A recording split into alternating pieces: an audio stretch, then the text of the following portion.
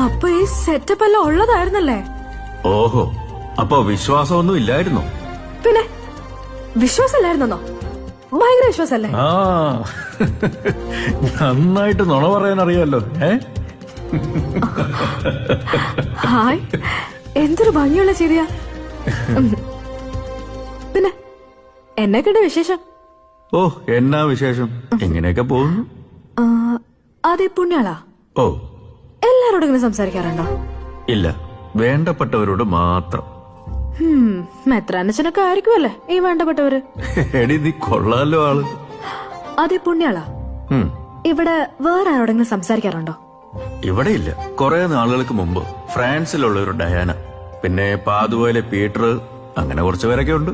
അപ്പൊ എന്നോട് സംസാരിക്കുന്നതോ? നിന്റെ വിഷമം പറച്ചിലും അവതാപറച്ചിലും കേട്ടപ്പോ എനിക്കൊരു സങ്കടം, അതുകൊണ്ട്.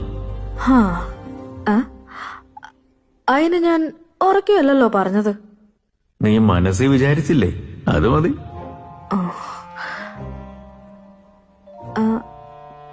പുണ്യാള, ഈ മനസ്സിൽ വിചാരിക്കുന്ന എല്ലാം പുണ്യാളിനെ അറിയാവോ?